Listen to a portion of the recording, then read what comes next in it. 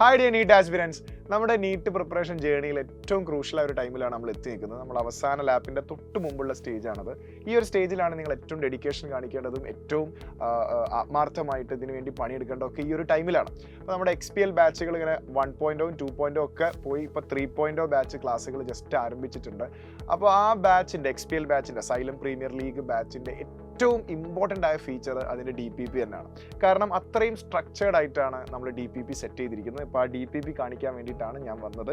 6 DPP ആണ് XPL ബാച്ചിൽ join ചെയ്യുന്ന ഒരു സ്റ്റുഡൻറ്റിന് ലഭിക്കുക. അതിൽ ഫിസിക്സിന് 2 വോള്യം ഉണ്ട്, സുവോളജി 2 വോള്യം, കെമിസ്ട്രിയും ബോട്ടണിയും ഓരോരോ വോള്യം. അപ്പോൾ നമ്മൾ വളരെ പ്ലാൻഡ് ആയിട്ട് വളരെ സിസ്റ്റമാറ്റിക് ആയിട്ടാണ് നമ്മൾ ഈ മെറ്റീരിയൽ തയ്യാറാക്കിയിട്ടുള്ളത്. അത് ഞാൻ ഓരോന്നോരോന്നായിട്ട് കാണിച്ചു തരാം.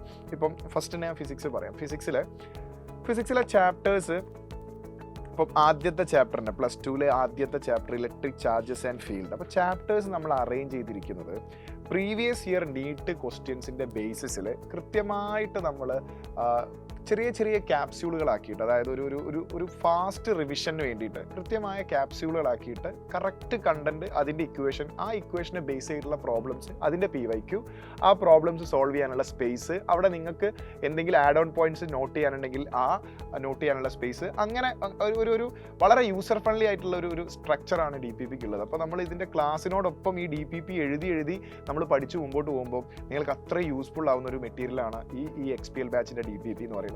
അപ്പോൾ നോക്കൂ, ഇതിൽ ആദ്യത്തെ ആ പോർഷൻ ഞാൻ കുറച്ചും കൂടെ ഇമ്പോർട്ടൻ്റ് ആയ ഒരു ടോപ്പിക്കിലേക്ക് വരാം. Coulombs law.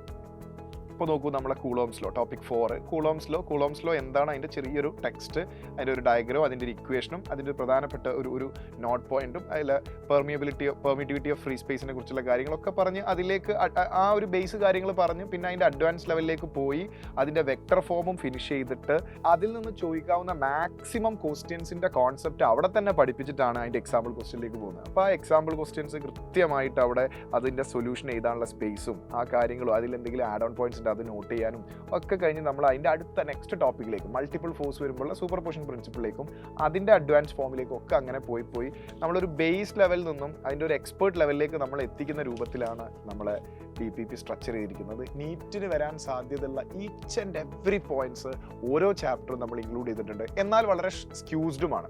അതാണ് അതിൻ്റെ പ്രത്യേകത. നമുക്ക് വളരെ കുറഞ്ഞ സമയം കൊണ്ട് ചാപ്റ്ററിൻ്റെ എൻറ്റയർ ഏരിയ വളരെ ഇൻഡെപ്ത് ആയിട്ട് പഠിക്കാൻ പറ്റുന്ന രൂപത്തിലാണ് എല്ലാ സബ്ജക്റ്റിൻ്റെയും DPP നമ്മൾ തയ്യാറാക്കിയിട്ടുള്ളത്. ഇപ്പോൾ ഞാൻ ഫോർ എക്സാമ്പിൾ ബോട്ടണിയിലേക്ക് വരാം. ബോട്ടണി ഓർ സുവോളജി രണ്ടും ഒരേ ഒരു പാറ്റേണിലാണ് DPP സെറ്റ് ചെയ്തിരിക്കുന്നത്. ഇതിൻ്റെ പ്രത്യേകത എന്താ വെച്ചാൽ, നമ്മൾ സാധാരണ ബയോളജി പഠിക്കുമ്പോൾ പറയാറുണ്ട് NCERT ലൈൻ ബൈ ലൈൻ കൃത്യമായിട്ട് വായിക്കുകയും നോട്ട് ചെയ്യുകയും ഒക്കെ വേണം എന്നുള്ളത്.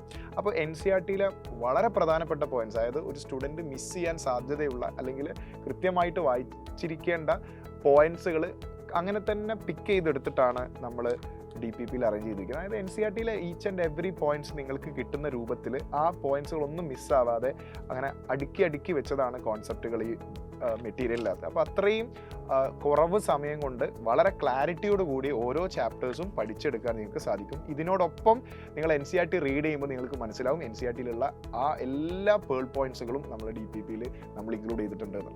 ഇനി കെമിസ്ട്രിയിലേക്ക് വരുമ്പോൾ organic chemistry, inorganic chemistry, physical chemistry, ഈ ഒരു 3 ബ്രാഞ്ചിൽ ഓരോ ബ്രാഞ്ചും എങ്ങനെയാണോ പഠിക്കേണ്ടത് ആ രീതിയിലാണ് അതിൻ്റെ DPPയും സെറ്റ് ചെയ്തിരിക്കുന്നത്. ഓർഗാനിക്കിൻ്റെ DPP രൂപത്തിലല്ല ഫിസിക്കൽ കെമിസ്ട്രിയുടെ DPP വരുന്നത്. ഫിസിക്കൽ കെമിസ്ട്രി ഇക്വേഷൻസും അതുപോലെ ഫിസിക്സിൻ്റെ DPP സെറ്റ് ചെയ്ത പോലെ ഇക്വേഷൻസ്, അതിൻ്റെ എക്സാമ്പിൾ പ്രോബ്ലംസ്, അതിൽ ആഡ് ഓൺ പോയിന്റ്സ് ചെയ്ത് ആ ഒരു രൂപത്തിലാണ് പോകുന്നത്. എന്നാൽ ഇനോർഗാനിക്കിൽ എല്ലാ എക്സെപ്ഷണൽ കേസുകളും അതിങ്ങനെ കൃത്യമായിട്ട് മെമ്മറൈസ് ചെയ്യാൻ പറ്റുന്ന രൂപത്തിലാണ് അത് സെറ്റ് ചെയ്തിരിക്കുന്നത്.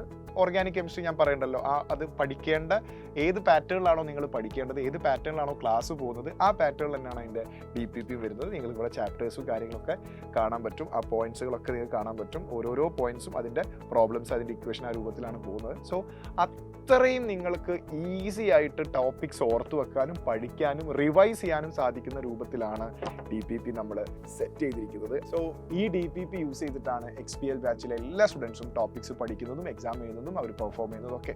അപ്പോൾ നമ്മൾ XPL ബാച്ചിലേക്ക് ജോയിൻ ചെയ്യുന്ന സ്റ്റുഡൻസിന് വിത്ത് മെറ്റീരിയൽ എന്നുള്ള സ്കീമിൽ ബാച്ചിലേക്ക് ജോയിൻ ചെയ്യാൻ സാധിക്കും. അപ്പോൾ വിത്ത് മെറ്റീരിയൽ നിങ്ങൾക്ക് ആ ബാച്ച് പർച്ചേസ് ചെയ്യുന്നതോടൊപ്പം നിങ്ങൾക്ക് ലഭിക്കുകയും ചെയ്യും. അതല്ലാതെ മെറ്റീരിയൽ മാത്രമായിട്ട് നിങ്ങൾക്ക് സൈലം സ്റ്റോറിൽ നിന്ന് പർച്ചേസ് ചെയ്യാം. 1500 rupees ആണ് ഈ 6 ബുക്കുകൾക്ക് വരുന്ന കോസ്റ്റ്. കോസ്റ്റ് എന്ന് പറയുന്നത്. അപ്പോൾ മെറ്റീരിയൽ മാത്രമായിട്ടും സൈലം സ്റ്റോറിൽ നിന്ന് നിങ്ങൾക്ക് പർച്ചേസ് ചെയ്യാൻ സാധിക്കും.